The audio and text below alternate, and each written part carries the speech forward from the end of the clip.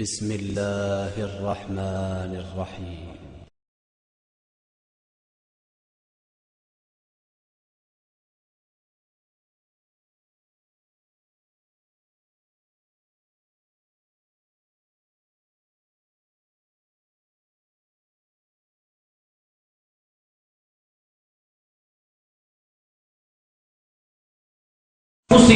ومن سيئات أعمالنا من يهده الله فلا مضل له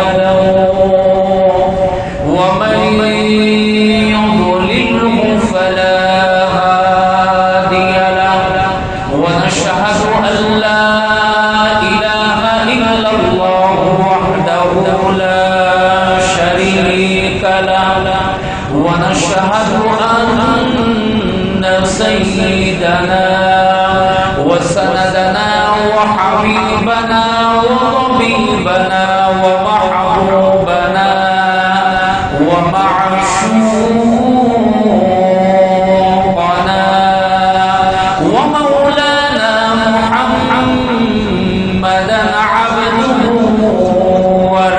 ورسوله وصلى الله تعالى عليه وعلى آله وأصحابه وأزواجه وأهل بيته وسلم تسليما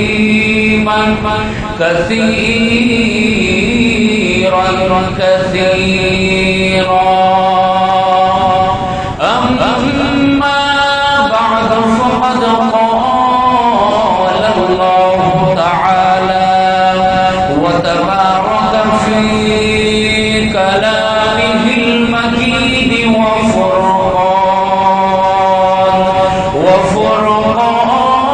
وفرقانه الحميد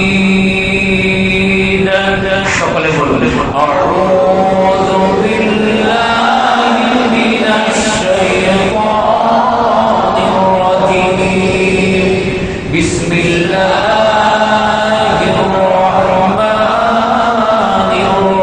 الرحيم إن الله عنده علم الساعة وينزل الغيث ويعلم ما في الأرحام وما تدري نفس ماذا تكسب غدا وما تدري نفس بأي أرض تموت إن الله عليم خبير صدق الله مولانا العظيم وقال رسول الله صلى الله عليه وسلم إن الله يرفع بهذا الكتاب أقواما ويضع به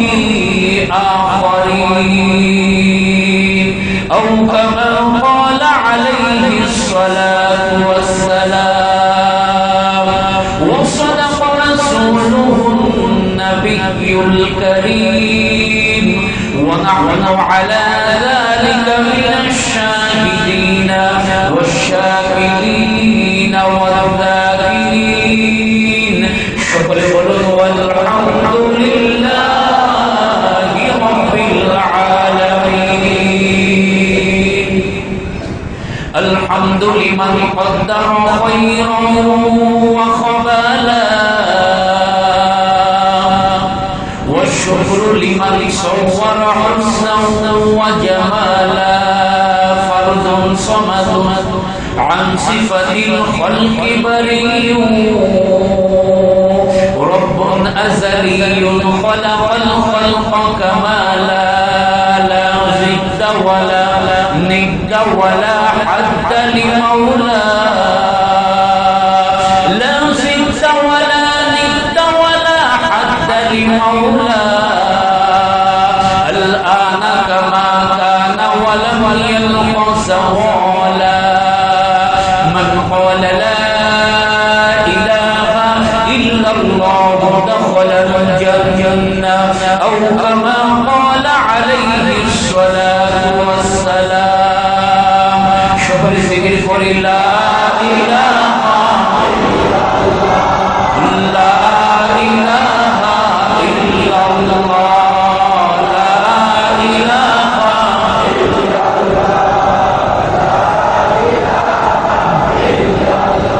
جل لا إله إلا الله لا إله إلا الله لا إله إلا الله لا إله إلا الله لا إله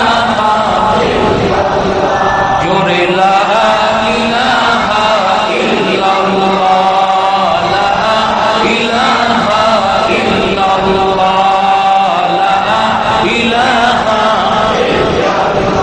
موتك كل ناس شارب قبر بيت كل ناس داخلون يضحكون يا مصبح شام کر جس لیے آیا گدھوں کا مکر جگمگی لگانے کی یہ دنیا نہیں ہے یہ عبرت جا ہے تماشا نہیں ہے عیش عشرت کے لیے انسان ہی عیش عشرت کے لیے انسان ہی یاد رکھو بندہ خیمے ہو نہیں دار فانی کی سجاوت پر نہ جا دار فانی کی سجاوت پر نہ جا نیکیوں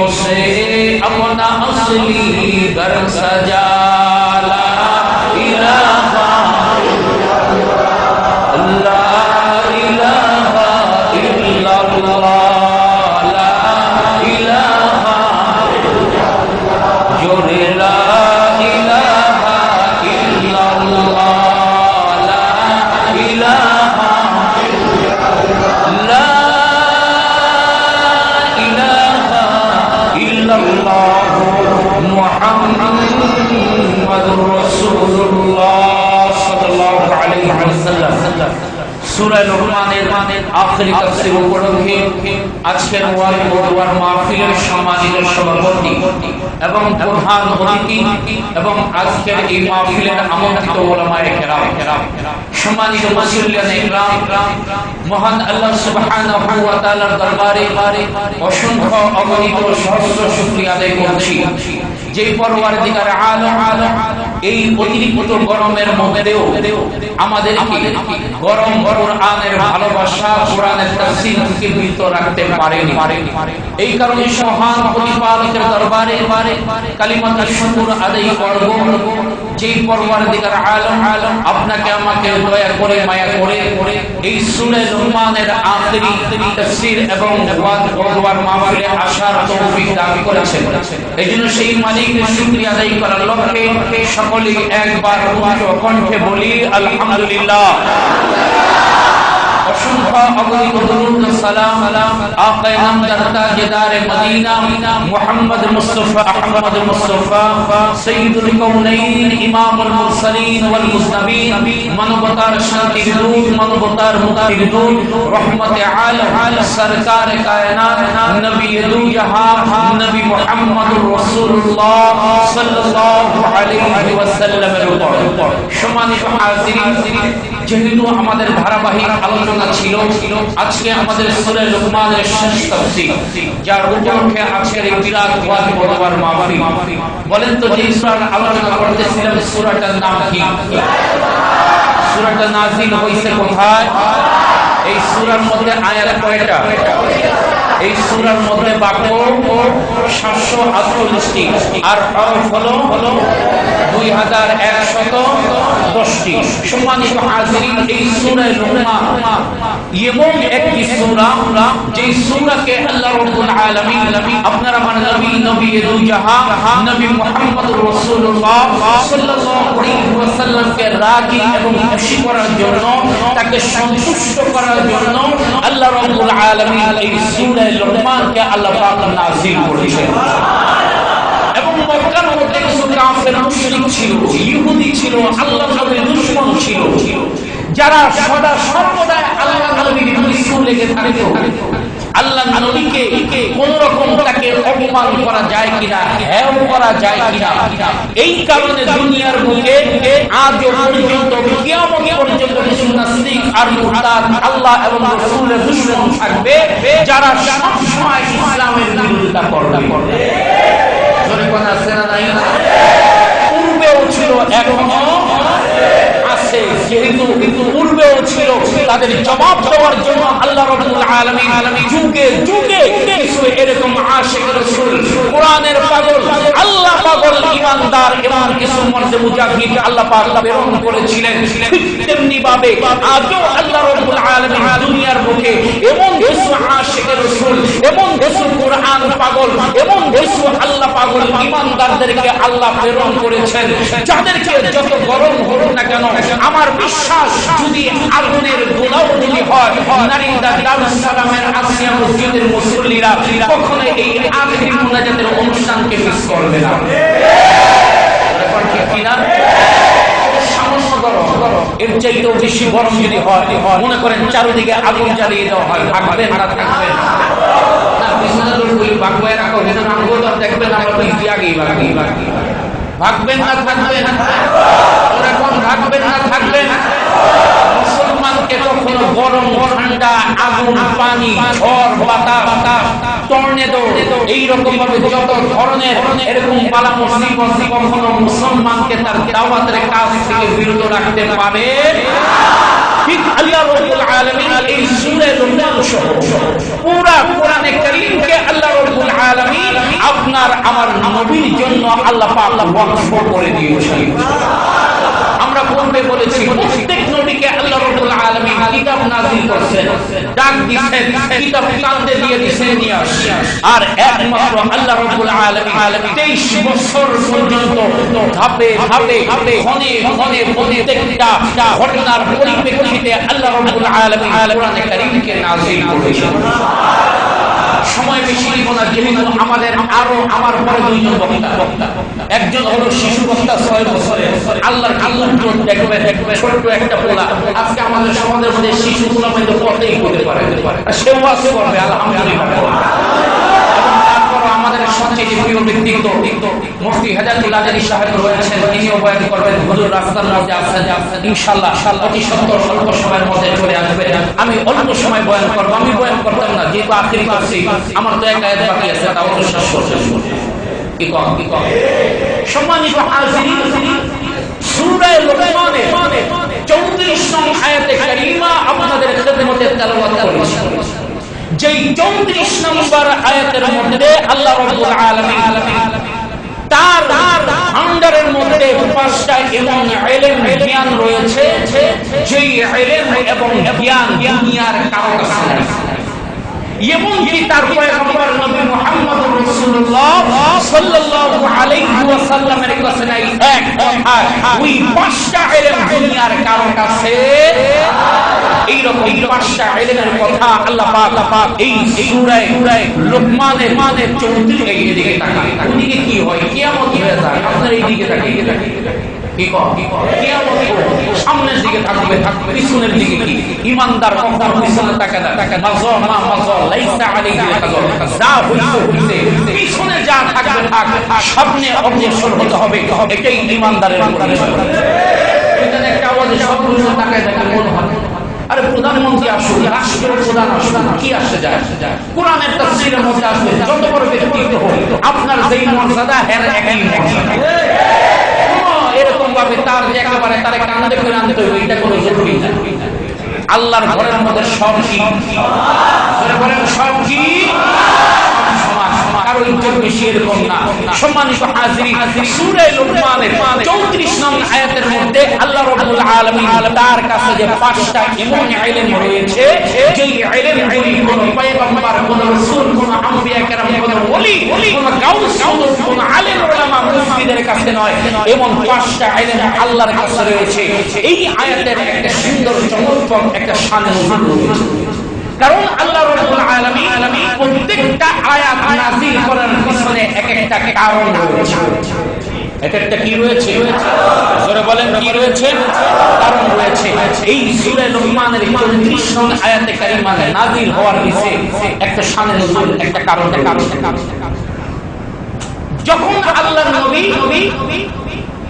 মক্কার মধ্যে অবস্থান করতেছেন, ওই মুহূর্তের মধ্যে এক গ্রাম্য লোক গন্ডমূর্খ, কিন্তু গন্ডমূর্খ বলে কি হবে, পূর্বের যারা ছিল তারা যদিও এখন কলেজ ভার্সিটি করে নাই, কিন্তু তাদের হিতাহিত জ্ঞান একটু বেশি ছিল, খুব চতুর্থ চালাক ছিল। ওই গ্রাম্য লোক আল্লাহর নবী তার কামরার মধ্যে বসা, ওই মুহূর্তের মধ্যে ওই গ্রাম্য লোক সমস্ত সাহাবায়ে কেরাম বসা, আল্লাহর নবী সাহাবায়ে কেরামকে নসিহত করতেছে। ঠিক ওই মুহূর্তে ওই গ্রাম্য লোক এসে আল্লাহর নবীকে ডাক দিয়ে বলে, আপনার সাথে আমার কথা। গ্রাম্য লোক আদব কায়দা বলে আল্লাহর নবী একজন সাহাবীকে ডাক দিয়ে বলেন, এ সাহাবী, এই আল্লাহর বান্দারে নিয়ে যাও এবং মসজিদে আসার যে একটা আদব কায়দা, মজলিসের মধ্যে ঢোকার যে একটা আদব কায়দা আছে, এটা শিক্ষা দিয়ে দাও। ওই সাহাবী ওই আল্লাহর বান্দাকে নিয়ে যাওয়ার পর বলে, মিয়া শোনো, মজলিসে ঢুকতে হলে সর্বপ্রথম সালাম দিতে হয়। সালাম দিতে হয়। আজকে তো আমরা সালাম দেই না, মনে করি সালাম দিলে মনে হয় আমি ছোট হয়ে যাব। ছোট বড়দের সালাম দেয় না, বড় ছোটদের সালাম দেয় না, জুয়ানরা বৃদ্ধদেরকে সালাম দেয় না, সম্মান বলতে এখন আর কিছু নাই। ওই সাহাবী ডাক দিয়ে বলেন, এ আল্লাহর বান্দা, যেইখানে আল্লাহর নবী বসা, ওই মজলিসের মধ্যে তুমি প্রবেশ করার সময় সর্বপ্রথম এর আদব ছিল তোমার সালাম দেওয়া। দ্বিতীয় নাম্বার তোমার জন্য উচিত ছিল ওই মজলিসে ঢোকার প্রার্থনা করা, মানে অনুমতি নেওয়া, আমি ঢুকবো কি ঢুকবো না। তুমি সালামও দাও নাই, অনুমতিও চাও নাই, কিন্তু বেয়াদবি করছো। ওই গ্রাম্য লোক ডাক দিয়ে বলে, আজ থেকে আমি কোন মজলিসের মধ্যে গেলে সালাম দিব, অনুমতি দিব। অতঃপর ওই মজলিসে তার আদব শিক্ষা দেওয়ার ওই গ্রাম্য ব্যক্তি মজলিসে ঢোকার সাথে সাথে সালাম দিলেন এবং অনুমতি প্রার্থনা করলেন। অতঃপর ওই গ্রাম্য লোক ডাক দিয়ে বলে, ইয়া রাসূলুল্লাহ, আপনি যে দুনিয়ার বুকে আবির্ভাব হয়েছেন আমাদের জন্য কি নিয়ে এসেছেন, আপনার মূল মাকসাদটা? আল্লাহ নবী সরকার কায়নাত নবী দু জাহান নবী মুহাম্মদুর রাসূলুল্লাহ সাল্লাল্লাহু আলাইহি ওয়াসাল্লাম ওই গ্রাম্য লোককে ডাক দিয়ে বলে, ওরে আল্লাহর বান্দা শোনো, আল্লাহ রাব্বুল আলামিন এই দুনিয়ার বুকে আমি পয়গম্বরকে রহমত হিসেবে দুনিয়ার বুকে প্রেরণ করেছে। ওরে আল্লাহর বান্দা, আল্লাহ রাব্বুল আলামিন এই দুনিয়ার বুকে আমাকে শুধু কল্যাণ আর কল্যাণ দিয়ে দুনিয়ার বুকে প্রেরণ করেছে। ওরে আল্লাহর বান্দা, তুমি যদি আমার উপর ঈমান আনো এবং আল্লাহর উপর ঈমান মানো, কালেমা গ্রহণ করে নাও, আল্লাহ রাব্বুল আলামিন তোমাকে দুনিয়া এবং আখিরাতে আল্লাহ তোমাকে সফলতা দান করে দিবে। ওই আল্লাহর বান্দা ডাক দিয়ে বলে, আমার আর কি কাজ বলুন, আমি ঈমান আনলাম। সাথে সাথে তিনি কালেমা পড়ে মুসলমান হয়ে গেলেন। এইবার আল্লাহর নবী ডাক দিয়ে বলেন, ওরে আল্লাহর বান্দা শোনো, তোমার সর্বপ্রথম কাজ হলো কালেমা আনার পর নামাজ কায়েম করা। কি কায়েম করা? জোরে কোন, কি কায়েম করা? প্রথম নাম্বার তোমার কাজ হলো নামাজ কায়েম করা। দ্বিতীয় নাম্বার তোমার কাজ হলো এক আল্লাহর গোলামি করা। এবং তৃতীয় নাম্বার তোমার কাজ হলো যদি যাকাত কারো উপর ফরজ হয়, ওই যাকাত কালেকশন করে, যদি তোমার উপর ফরজ হয় ওই যাকাত কালেকশন করে যারা হলো দরিদ্র গরীব তাদের মাঝে তোমার প্রাপ্য, তাদের প্রাপ্য যাকাতকে তাদের মাঝে বন্টন করে দেওয়া, এটা তোমার তৃতীয় দায়িত্ব। তৃতীয় দায়িত্ব, আজকে যদি সমাজের মধ্যে যদি যারা ধনী রয়েছেন এরা যদি ঠিক মতো যাকাত আদায় করে, আল্লাহর কসম করে বলি, হারিকেন দিয়ে খুঁজেও একটাও গরিব বাংলা জমিনের মধ্যে পাওয়া যাইত না। আজকে হাজার হাজার শত কোটি টাকার মালিক বাংলা জমিনের মধ্যে অভাব নাই, কিন্তু বড় লোক হলে কি হবে, ওই যে রাস্তার গরিবের চাইতে বেশি নাই। খালি হুজুরের কাছে মাসালা চায়, হুজুর আমার তো এই দিন আছে সেই দিন আছে, আমি কি যাকাত দেব? আছে না নাই? এটা হলো গুলিস্তানের বাইতুল মুকাররমের সামনে ল্যাংড়া লোকরা থাকে, এর চাইতে বেশি খারাপ, এর চাইতে বেশি। এই সমস্ত ধনী যারা রয়েছে এরা যদি সঠিকভাবে যাকাত আদায় করত, আল্লাহর কসম করে বলি কোনো গরিব পাওয়া যাইত না। যারা সঠিকভাবে আজকে যাকাত আদায় করে না, এতে দুই পক্ষই ক্ষতিগ্রস্ত হচ্ছে। যাকাত আদায় করলে আল্লাহ রাব্বুল আলামিন মাল কমায় না বলেন, সম্পদের মধ্যে আরো বরকত দেয়, সম্পদের মধ্যে আরো কি দেয়? বরকত দেয়। আর যারা পাচ্ছে না তাদেরকে বঞ্চিত করা হচ্ছে, দুই পক্ষই ক্ষতিগ্রস্ত। যারা দেয় নাই, যারা পায় নাই, যারা পায় নাই তাদের থেকে বেশি ক্ষতিগ্রস্ত যারা দেয় নাই, যারা দেয় নাই। কারণ কি? ওই যাকাত তোমার জন্য হালাল না, বরং তুমি যাকাতের মতো হারামকে তোমার মালের লগে মিলাইয়া তুমি খাইলা, তোমার সন্তানদেরকে খাওয়াইলা। ওই সন্তান পশ্চিম কালো তোমাকে সম্মান দিবে না, নামাজ পড়বে না। কারণ কি? ওর শরীরের মধ্যে হারামের রক্ত ঢুকেছে। ওই সন্তান কখনো তোমাকে ইজ্জত দিবে না। খাইবে হইল বাবা, খাইব কি? আবার আছে গাজা, জোরে কোন জোরে কিনা। এই কারণে যাকাত আদায় করতে হবে, সময় মতো যাকাত আদায় করলে আল্লাহ পাক তোমার আমার সম্পদের মধ্যে বরকত দান করবেন। এই কথা বলার পর ওই গ্রাম্য ব্যক্তি আল্লাহর নবীকে বলল, আমি আপনার কাছে 5টা জিনিস জানতে চাই, যদি আপনি উত্তর দিতে পারেন তাহলে আমার ঠান্ডা হবে। বলে কি তোমার এরকম 5টা প্রশ্ন? ওই 5টা প্রশ্ন সম্পর্কে যখন এই প্রশ্ন ওই গ্রাম্য ব্যক্তি আল্লাহর নবীকে বলল, সাথে সাথে আল্লাহ রাব্বুল আলামিন এই সূরা লুকমানের 34 নং আয়াতে কারিমা আল্লাহ রাব্বুল আলামিন নাযিল করে দিয়েছেন। এই হলো শান নুজুল। সম্মানিত হাজরিন, এই শান নুজুল বলার আগে এটার আরেকটা চমৎকার সুন্দর একটি ঘটনা রয়েছে। আপনারা ইমাম মালিক রাহমাতুল্লাহি আলাইহি নামক আমাদের 4 মাযহাবের এক ইমামের নাম হলো ইমাম মালিক রাহমাতুল্লাহি আলাইহি। ইমাম মালিক রাহমাতুল্লাহি আলাইহি, এই ইমাম মালিক রাহমাতুল্লাহি আলাইহি তাফসীর কিতাবের মধ্যে এই ঘটনাটা আসছে। এই ইমাম মালিক রাহমাতুল্লাহি আলাইহি তিনি আল্লাহর নবীকে এত বেশি মহব্বত করত, এত বেশি মহব্বত করত, তিনি আল্লাহর কাছে দোয়া করতেন, আল্লাহ গো আমার মওত যদি হয় এই মদিনার মাটিতে যেন হয়। এই কারণে তিনি কখনো ভয়ে নফল হজ করতে যাইতেন না, কোন দেশে সফর করতে যাইতেন না। যদি আমার মরণ অমদেশে হয়েছে তাহলে তো মদিনার মাটি আমাকে গ্রহণ করবে না। এই কারণে তিনি সর্বদা এই ভয়ে থাকতেন, কখনো দূরে যাইতেন না। এই ভয়ে আমার যদি অন্য জায়গায় হয়ে যায় তাহলে হয়তোবা মদিনার মাটি আমার মতে হবে না, আমার তো দিলের মধ্যে হবে না। এই কারণে আর তার দিলের মধ্যে একটা ব্যথা, আর তার দিলের মধ্যে কাবা ঘর নফল হজ করার জন্য, উমরা হজ করার জন্য দিলের মধ্যে সাত জায়গা। ওই দিকে একটা প্রেম হলো নবীর ছেড়ে এই মাটিতে তাকে গ্রহণ করে, দ্বিতীয় হলো উমরার মহব্বত। দুই মহব্বত গায়েল হয়ে গেল।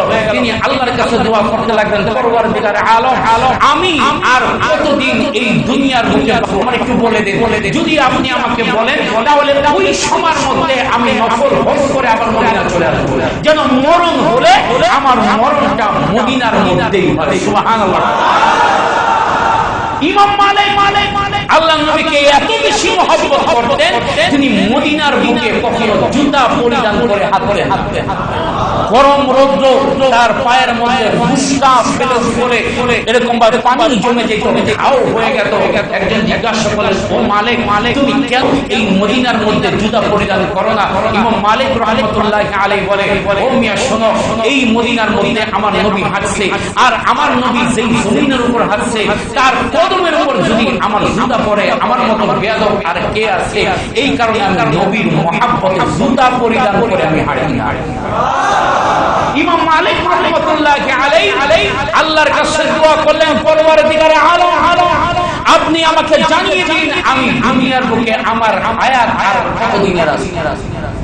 এই দোয়া করে রাতের বেলা ঘুমিয়ে পড়লেন। ইমাম মালিক স্বপ্নের মধ্যে দেখে আল্লাহর নবী মসজিদে নববীর মধ্যে বসা। সুবহানাল্লাহ। আল্লাহর নবী মসজিদে নববীর মধ্যে বসা, আর তার চারদিকে সাহাবায়ে কেরাম, তিনি সাহাবায়ে কেরামকে তালিম দিচ্ছেন। ইমাম মালিক রাহমাতুল্লাহি আলাইহি আল্লাহ নবীর কাছে গেলেন, গিয়ে বলেন, ইয়া রাসূলুল্লাহ, আপনি তো আল্লাহর কাছে দোয়া করেন না, আমি কয়দিন বাঁচবো, একটু যদি আল্লাহ আমার জানাই দিত তাহলে আমি নফল চেষ্টা কইরা চলে আসতাম। আল্লাহ নবী সরকার কায়নাত নবী দু জাহান নবী মুহাম্মদুর রাসূলুল্লাহ সাল্লাল্লাহু আলাইহি ওয়াসাল্লাম তাকে এই 5 আঙ্গুল দেখাইলেন। কয় আঙ্গুল? 5 আঙ্গুল দেখানোর পর মসজিদে নববীর মধ্যে ফজরের আযান হয়ে গেল। কিন্তু ইমাম মালিকের টেনশন, এই 5 আঙ্গুল দিয়ে আল্লাহ নবী আমাকে কি বুঝাইলেন? আমি কি দুনিয়ার বুকে 5 মিনিট বাঁচবো, নাকি 5 দিন, নাকি 5 বছর, নাকি 5 ঘন্টা, নাকি 50 বছর? কিছুই তো বলল না, শুধু 5 আঙ্গুল দেখাইলো। ওই মুহূর্তের মধ্যে হযরত ইমাম মালিক রাহমাতুল্লাহি আলাইহি পেরেশান হয়ে গেলেন। আর মদিনার মধ্যে একজন স্বপ্নের তাবিরকারক ছিলেন, নাম হলো আল্লামা ইবনে কাসির, নাম হলো ইবনে শিরিন রাহমাতুল্লাহি আলাইহি। সবচেয়ে বড় স্বপ্নের তাবিরকারক ইবনে শিরিন রাহমাতুল্লাহি আলাইহি। ওই ইবনে শিরিন রাহমাতুল্লাহি আলাইহির কাছে তার খাদেমকে পাঠাইলেন, যাও এই স্বপ্নের ব্যাখ্যা চাইবা, কিন্তু আমার নাম কইবা না, কিন্তু আমার নাম বলবা না, শুধু বলবা একজন লোক স্বপ্নে দেখছে, বাস এইটুকু বলবা। তার খাদেম যখন ইবনে শিরিনের কাছে গিয়ে এই ব্যাখ্যা বললেন, ইবনে শিরিন রাহমাতুল্লাহি আলাইহি বললেন, আগে যে স্বপ্ন দেখছে এর নাম কি? নয়তো এই স্বপ্নের ব্যাখ্যা বলা যাবে না। খাদেম বলছে, যে জানতে চাইছে সে নাম বলতে নিষেধ করে। তুমি নাম না বললে আমি স্বপ্নের ব্যাখ্যা দাও, আগে নাম নিয়ে আসো। কারণ যেই স্বপ্ন দেখা হয়েছে এই স্বপ্ন মদিনার সবচেয়ে বড় আলেম ছাড়া কেউ দেখতে পারবে না, কারণ সাধারণ আলেমেরও পক্ষে এই স্বপ্ন দেখা সম্ভব না। সেই দেখেছে যিনি মদিনার মধ্যে সবচেয়ে বড় আলেম, আর আমার চোখে সবচেয়ে বড় আলেম হলো ইমাম মালিক। ধরা খাইছি, ধরা খাইছি, ধরা খেয়ে গেছে না, তারপর আমি বলবো না, অনুমতি দিতে হবে। চলে গেলেন খাদেম, গিয়ে বললেন, আপনি ধরা খেয়ে গেছে। কি ধরা? বলে, সে তো বলছে এই স্বপ্ন একমাত্র মদিনার সবচেয়ে বড় আলেম ছাড়া কেউ দেখতে পারে না। সে বলছে মদিনার মধ্যে এখন সবচেয়ে বড় আলেম হলো ইমাম মালিক। এই স্বপ্ন ইমাম মালিক ছাড়া মদিনার কেউ দেখে নাই। যা তুমি নিয়ে আসো। বলে, ঠিক আছে, যাও, তুমি গিয়ে আমার নামটা বলো এবং ব্যাখ্যা নিয়ে আসো। আল্লামা ইবনে শিরিন রাহমাতুল্লাহি আলাইহি বলেন, শোনো, এই 5 আঙ্গুল দিয়া যান, হুজুরকে নিয়ে উপরে যান। হুজুর আসছে, উপরে হুজুরকে নিয়ে উপরে যান, রুমে চলে যায়, হুজুরকে নিয়ে রুমে চলে যায়। আলহামদুলিল্লাহ বলে, আমাদের প্রধান বক্তা চলে আসেন, হাজাতুল আজাদি, সকলে বলি আলহামদুলিল্লাহ। এদিকে তাকে হুজুর আসবে ইনশাআল্লাহ। ওই মুহূর্তের মধ্যে ইমাম মালিক রাহমাতুল্লাহি আলাইহি বলল, যাও আমার নাম বলো এবং গিয়ে স্বপ্নের তাবির জেনে আসো। আল্লামা ইবনে শিরিন রাহমাতুল্লাহি আলাইহি বলেন, এই 5 আঙ্গুল দিয়ে 5 বছর বুঝানো হয় নাই, 5 দিনও বুঝানো হয় নাই, 5 বছর জিগানো হয় নাই। এই 5 আঙ্গুল দিয়ে সূরা লোকমানের 34 নম্বর আয়াত বুঝানো হয়েছে। যেটা আমাদের লাশ আয়াত, সূরা লোকমানের লাশ আয়াত। আল্লাহ রাব্বুল আলামিন বলেন, ইন্নাল্লাহা ইনদাহু ইলমুস সাআ ওয়া ইউনাজ্জিলুল গায়থা ইয়ালামু মা ফিল আরহাম ওয়া মা তাদরি নাফসুন মাযা তাকসিবু গাদা ওয়া মা তাদরি নাফসুন বিআইয়ি আরদিন তামুত ইন্নাল্লাহা আলীমুন খাবীর। আল্লাহ রাব্বুল আলামিন এই 5টি আয়াতের দিকে আল্লাহ নবী ইমাম মালিককে ইঙ্গিত দিয়েছেন। এই 5টা, এই একটা আয়াতের মধ্যে আল্লাহ রাব্বুল আলামিন 5টা জিনিসের কথা বলেছেন, যেই 5টা জিনিসের জ্ঞান এবং ইলম আল্লাহ ছাড়া আর কারো কাছে নাই। ইমাম মালিক জিজ্ঞাসা করেছে, আমি কত বছর বাঁচব? বলেন, আপনি কতদিন বাঁচবেন এটা কেউ বলতে পারবে? এই মুহূর্তে কেউ বলতে পারবে আমি আগামীকাল সকালে সূর্য দেখবো? কথা কয় না, সবাই বলেন, কেউ বলতে পারবে? কেউ বলতে পারবে না আমি আগামীকাল সূর্য দেখবো কি দেখবো না, এই মুহূর্তও গ্যারান্টি দিতে পারবে না আমি বাড়ি পর্যন্ত পৌঁছতে পারবো কি পারবো না, কারণ হায়াত কতদিন বাকি, কত সময় পর্যন্ত পাবে, এই খবর একমাত্র আল্লাহ ছাড়া কেউ জানে না। তারপরও মানুষ মাতসুরি করতে ভুলে না। অহংকারে মানুষের অন্তর ঝরঝরিত, মনে করে আমার চাইতে বড় আর কে আছে। জানে না হের দেশের আজরাইল দাঁড়ায় আছে, সে জানে না আজকে আমি বাহুবলী করলাম, অহংকার করলাম, হিংসা করলাম, আরেকজনের উপর আমি জুলুম নির্যাতন করলাম ক্ষমতার অপব্যবহার করে। আমার পিছনে যে আজরাইল দাঁড়িয়ে আছে, মাটি যে আমাকে প্রত্যেকদিন 40 বার ডাকে, এটা আমার খবর নাই। আর আল্লাহ যে আপনাকে আমাকে নির্ধারিত একটা সময় দিয়ে দুনিয়ার বুকে প্রেরণ করেছে, অনেক মানুষ আছে এটা ভুলেই গেছে। মরণ যে আসবে এটা একবারে ভুলেই গেছে। মরণ যে আসবে এটা একেবারেই ভুলে গেছে। আমরা মরবই না মনে হয় না, একেবারে 1000 বছরের প্ল্যান, আমার বাড়ি করবো, গাড়ি করবো, এই করবো, সেই করবো, একেবারে মরণ যে একটা আছে, আরেকটা জিন্দেগি যে আমার আছে, এটা একেবারে ভুলে গেছে। যদি মরণ মনে থাকতো আমার মৃত্যু হবে, তাহলে তখন ওই বান্দা কোরআনের বিরোধিতা করতে পারে না, রাসূলের বিরুদ্ধে কটূক্তি করতে পারে না, ইমামের বিরুদ্ধে কটূক্তি করতে পারে না, উলামায়ে কেরামের বিরুদ্ধে কটূক্তি করতে পারে না, হাইকোর্টের সামনে গিয়ে মূর্তি স্থাপন করতে পারে না। ঠিক কিনা? মউত যে আসবে এটা ভুলেই গেছে। আপনারা কি মনে করেন যতই ষড়যন্ত্র করুক কোরআনের আলো কি বন্ধ হয়ে যাবে? আপনারা কি মনে করেন এই তাফসীর আখিরি মোনাজাতের হাজারো মানুষ এটাই সাক্ষী দেয় এখনো মানুষের অন্তরের মধ্যে কোরআনের মহব্বত রয়েছে? যতই ষড়যন্ত্র করুক পারবে? কোন পারবে? ওই এক বেটায় প্রেসের ব্যবসা করতো, প্রেস বুঝেন, বই সই ছাপায়, তো ওই বেটার একটা খারাপ অভ্যাস হইল, কেউ যদি তার কাছে বই ছাপাইতে দিত, এর যেটা মন চাইতো ওই বইয়ের মধ্যে ওই কথাগুলি পরিবর্তন করে দিত। এই কারণে মানুষ তার কাছে বই ছাপাইতে দিলে ভয় পায়। এই বেটার কাছে বই দেবো একটা, আমার লেখা লাগবে একটা, উল্টে দিবার। যাই হোক, এক ব্যক্তি আসলো যে ভাই আমার কাছে কোরআন শরীফ ছাপাইতে হবে। করবে আপনি চিন্তা করেন আপনার কোরআন শরীফ সুন্দরভাবে ছাপাইতে হবে। কবে আপনার তো একটা বড় অভ্যাস আছে, আপনি তো একেবারে কোরআন শরীফ পাইলে আবার কি উল্টা কোরআন শরীফকে আর উল্টা পাল্টা করা যায়? কথা বুঝেন নাই?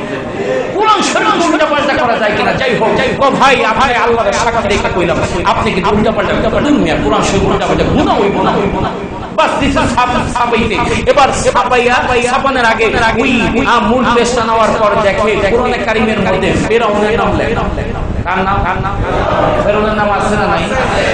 দেখে শয়তানের নাম লেখা, ইন্নাহু আদুউন মুবিন, ইন্নাশ শাইতানা কানা জাহুলা। শয়তান এই পবিত্র কোরআনের মধ্যে শয়তান আর ফেরাউনের নাম থাকবো, আমি বেঁচে থাকবো? কথা বুঝেন নাই? আমি বেঁচে থাকবো আর এই পবিত্র কোরআনের মধ্যে ফেরাউন আর ইবলীসের নাম থাকবে?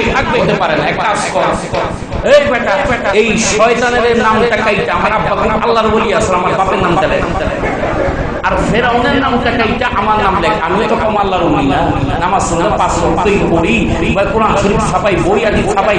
এক কাম কর, শয়তানের বদলে কার নাম? কথা কয়। আর ফেরাউনের বদলে নিজের নাম, শয়তানের বদলে ইবলীসের নামের বদলে বাপের নাম, আর ফেরাউনের নামের বদলে নিজের নাম দিয়ে দিয়েছে। এবার ওই বেটাকে আল্লাহ জানে এই পাগলে কি করছে, গিসে দেওয়ার পর এই দেখেন আপনার কোরআন শরীফ, এবার তাকে কি বাপ, যেই কত জায়গায় ফেরাউনের কথা আছে এক জায়গায় ফেরাউনের নাম নাই, সব হের নাম। তো ব্যাপারটা কি এখানে ফেরাউনের নাম থাকবে, এখানে আব্দুল্লাহকে? এটা একটু দেখেন না, তারপর দেখি। আবার যেখানে শয়তান নাম সেখানে তার বাপের নাম। তো ব্যাপারটা কি এখান থেকে ছিল না? ছিল না। আপনি কেমন মানুষ মিয়া, আপনার তো আত্মজ্ঞান শুনে এই পবিত্র কোরআনের মতো ইবলীস আর ফেরাউনের নাম থাকবে, আমি দুনিয়ার মুখে বেঁচে থাকবো, এটা হয় নাকি? এই কারণে ইবলীসের নাম চাইটা আমার বাপের নাম দিছি। আপনার বাপের নাম তো জানি না, দিলে আপনার বাপের নামে দিতাম, তাই আমার বাপের নাম দিছি, আর ফেরাউনের নাম চাইটা আমার নাম দিছি। বলেন তো এই সকল বোকা এরকম ভাবে বিকৃত মনুষ্যের লোক এখনো সমাজের মধ্যে আছে না নাই? এইরকম বলে যে কোরআনে কারীমের মধ্যে অনেক ভুল রয়েছে, আল্লাহ ভুল করেছে, এবং বাংলার জমিনের মধ্যে অনেক নাস্তিক আর মুরতাদ রয়েছে, ওরা হলো ভুল বেটার মতো মুরা পাগল। এইরকম পাগলের কোনো অভাব নাই। এই কারণে আল্লাহ রাব্বুল আলামিন বলেন, ইন্না নাহনু নাযালনা যিকরা ওয়া ইন্না লাহু লাহাফিজুন। দুনিয়ার বুকে যুগে যুগে এমন অনেক পাগলের আবির্ভাব হবে, কিন্তু আমি আল্লাহ রাব্বুল আলামিন এই কুরআনকে আমি নাযিল করেছি এবং তার হেফাজতের দায়িত্ব স্বয়ং আমি আল্লাহ নিজে নিয়েছি। কে নিয়েছেন? জোরে বলেন, কে নিয়েছেন? আল্লাহ নিয়েছেন।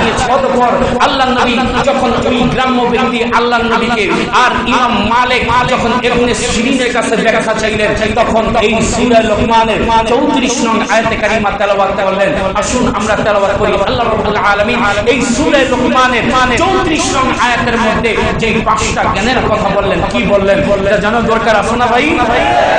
আল্লাহ রাব্বুল আলামিন বলেন, ইন্নাল্লাহা ইনদাহু ইলমুস সাআহ। এক নাম্বার। কয় নাম্বার? এক নাম্বার।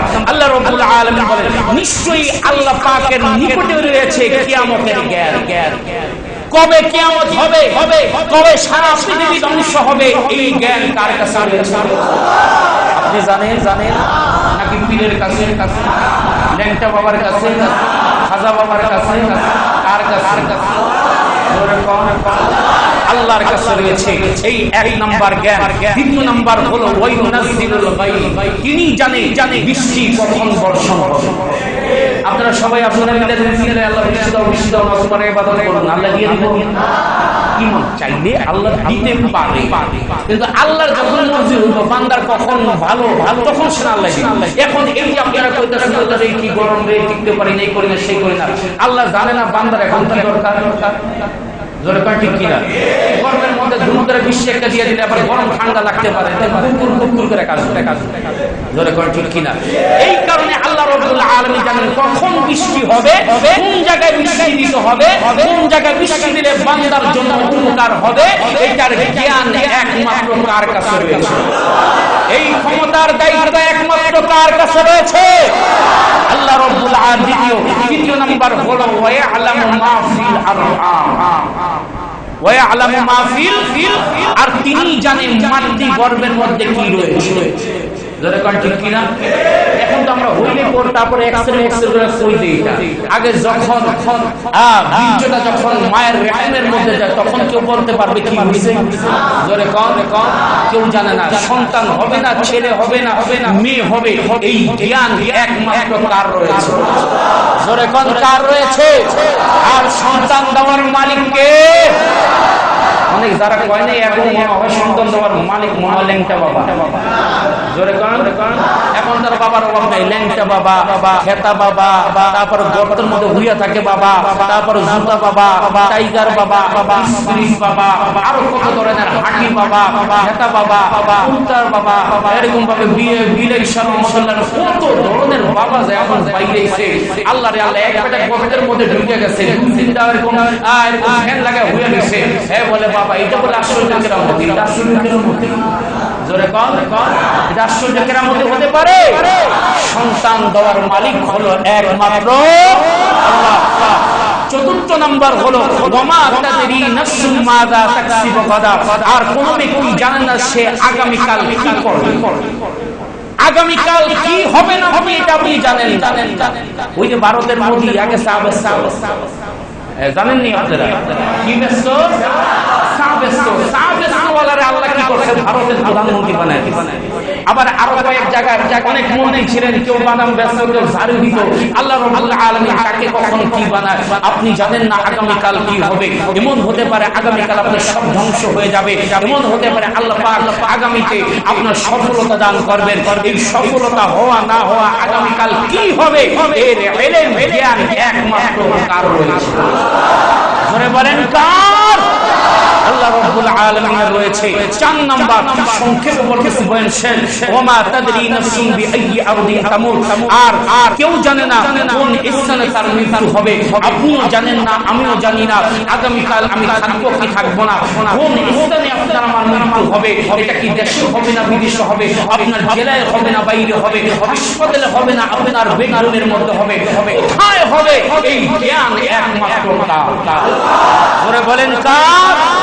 এই 5টা বিষয়ের জ্ঞান একমাত্র আল্লাহ রাব্বুল আলামিনের কাছে রয়েছে, আর দুনিয়ার কারো কাছে নেই। আল্লাহর নবী যখন ওই ব্যক্তি, যখন ওই গ্রাম্য ব্যক্তি আল্লাহর নবীর কাছে হুজুর শিশু বাচ্চাকে নিয়ে আসেন, হুজুর উপর থেকে শিশু বাচ্চাকে এবং ওলামায়ে কেরাম যারা রয়েছেন সকলকে নিয়ে আসেন। যখন ওলামায়ে কেরাম আসবে আমরা মাছ পড়তে একটু খালি করে দিই ইনশাআল্লাহ, কষ্ট হবে না তো? ওলামায়ে কেরাম আসবে, আলহামদুলিল্লাহ অনেক ওলামায়ে কেরাম আসছে, আপনারা ধন্য। আজকে দারুস সালাম আসছে মসজিদ, এই নারীরা ধন্য। অনেক ওলামায়ে কেরাম অনেককে দাওয়াত দেয় নেই, ফেসবুকের মধ্যে দেখে তারা অটোমেটিক তারা চলে আসছে। আমরা তারা আসাতে আমরা তাদেরকে আমরা নিজেরা ধন্য মনে করতেছি এবং আমরা এই মাহফিলের পক্ষ থেকে তাদের জন্য আন্তরিক মোবারকবাদ জানাচ্ছি। সম্মান হাজরিন এই দিকে তাকান, যখন আসবে আমি বলবো আপনারা রাস্তা করে দিবেন। এখন থাক আপনারা কথা বলেন। যখন ওই গ্রাম্য লোক আল্লাহ নবীর কাছে এই প্রশ্ন করলো, সাথে সাথে আল্লাহ রাব্বুল আলামিন সূরা লুকমানের 34 নং আয়াতে কারিমা নাযিল করে বললেন, ও নবী এই 5টা জিনিসের জ্ঞান ইলম আপনার কাছে নাই, আপনি দিতে পারবেন না। আপনার কাছে জিজ্ঞাসা করেছেন, আপনি ওই গ্রাম্য লোককে এই আয়াতে কারিমা শোনায়া দেন।